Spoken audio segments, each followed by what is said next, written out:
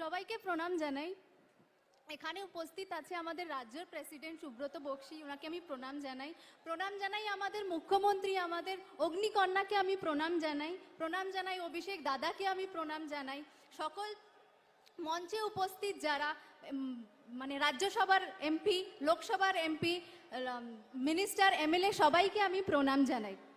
সকল এখানে মায় বাবা, দিদি, দাদা, সবাইকে যারা দূর দূর থেকে এসছে আমাদের শহীদ তর্পণের জন্য, সবাইকে আমি প্রণাম জানাই। তৃণমূল কংগ্রেসের কর্মীদেরকে আমি প্রণাম জানাই। শুধু আমি আজ মমতা বন্দ্যোপাধ্যায়কে আমি ধন্যবাদ জানাবো কি আমাকে সুযোগ দিয়েছে কি বাগদার জন্য লড়াই করবার জন্য, বাগদার উন্নয়নের জন্য আমাদের লড়বার জন্য আমাদের ক্ষমতা দিয়েছে। সেই ক্ষমতাটা কখনোই সফল হতো না যখন বাগদার মানুষরা, মায় বাবারা আমাদের পাশে যেন না দাঁড়াতো। আজ আমরা 1993